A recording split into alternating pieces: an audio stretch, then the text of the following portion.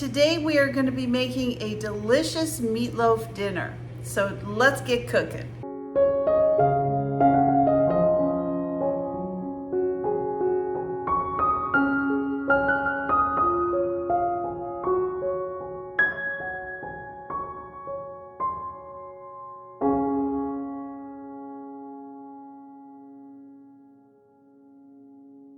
So I want to make my meatloaf a really good meatloaf. I want it to be really flavorful and delicious, but I don't want to add all those heavy-duty breadcrumb fillers. So today I'm actually going to take one of these Joseph's pitas. These are really wonderful. If you've never tried them, they're only 60 calories per pita bread. I get these at Walmart. They're only 9 grams of carbohydrate. 2 of those are fiber. So you're only going to have 7 net carbs that you're putting into your whole meatloaf. And you're not going to be eating all that. So you're going to be in good shape. So let me show you how I do this. I make this pretty simple. And I think you'll like this. It's just a generic meatloaf, but we're going to make it extra special by not fluffing it up with a lot of carbs and calories. So we're going to start off today by adding our ground beef. I'm going to add that to my recipe. Now this is a graphite defrosting table that I have. I love this thing. I've had it for years. I'll link one on Amazon if you're interested. It literally takes like 40 minutes to defrost your ground beef from the freezer or chicken or whatever you have. And I'm just kind of fluffing it up. I don't have my gloves, so I have to do this manually. Yuck.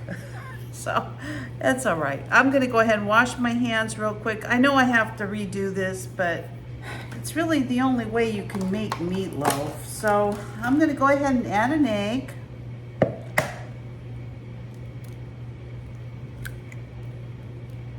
Now I may add 2, I'm not sure yet. I'm gonna add my seasonings first. So today we're gonna be adding a little bit of ground paprika.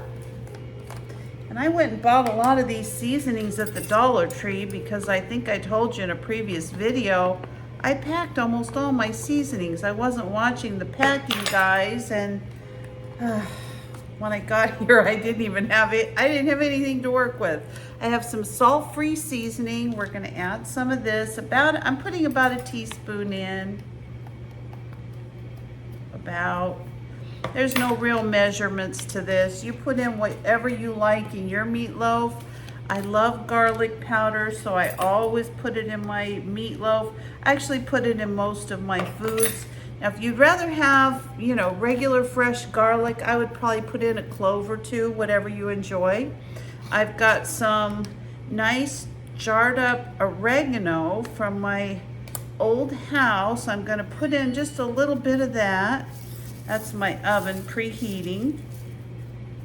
Then we're gonna add a little bit of black pepper. A little bit of salt. And give that a stir before we add our onions and bread. Now I'm also going to be adding some ketchup and mustard to this. I don't have any sugar-free ketchup, so unfortunately I'm going to be adding regular ketchup to this to pick up some sugar-free ketchup at the store. I'll put in about a teaspoon, a tablespoon maybe, and I also always put yellow mustard in my meatloaf. I just love the way it comes out. About a tablespoon of mustard. Give that all a really good stir. Now we're gonna add about a cup of onions. This is what I like. If you want less onions, you go ahead. I had to put them in a jar. They made me cry when I was, so for me that's gonna be about a half of a large onion. They made me cry, so I had to put them away. I didn't put as much ground beef in this as I usually do. Now these are large pieces of onion. You want them minced or small, just do whatever you like. I'm not the authority on how to make this. I just make my food the way I like it, and I don't really worry about recipes. Sometimes I just like to fix it the way I like to fix it. I just want to make it a little bit more low carb. So all I'm going to do to this pita is I'm going to cut it into little pieces. Now you could probably run this through a blender. You could do that as well. This is going to work for me today. All right, so this is about the consistency of oats. That's about what you wanted. If you have any larger pieces, you know, they're all going to cook into the meatloaf, so I wouldn't worry too much about it. Put that in there. So I was trying to decide if I should put another egg in here, and I think I'm going to. I also could put a little bit of water in here, but I think I'm going to opt for a second egg.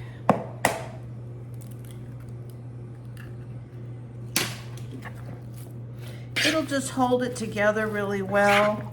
Even with that bread, eggs are just a great binding agent for everything. All right, so we're going to go ahead and start shaping up our meatloaf. This is just perfect, actually, just perfect.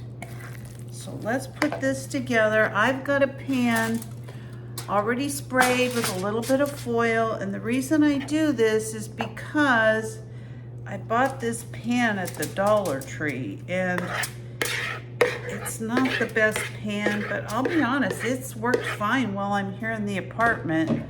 Again, I have most of my stuff from the other kitchen all packed away, so I don't know. I just wasn't thinking real clearly when we moved. I really wasn't.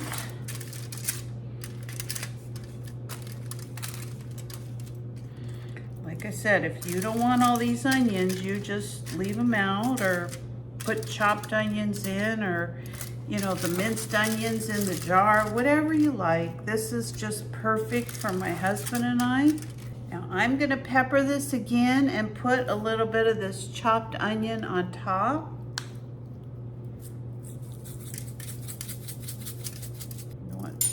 All right, and I'm gonna top it with a little bit more of this ketchup.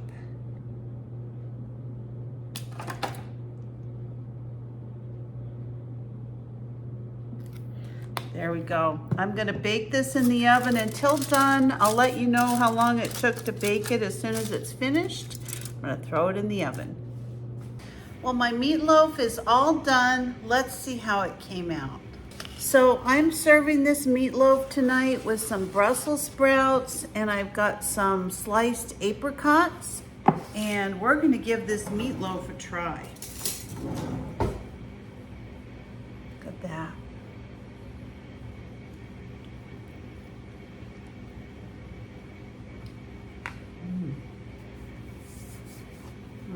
That is delicious.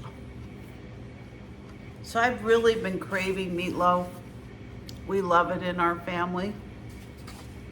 Very good. The Joseph's pita to kind of substitute the breadcrumbs is really a great option if you're trying to lower your carbs. So thanks for watching tonight. I hope you enjoyed this video.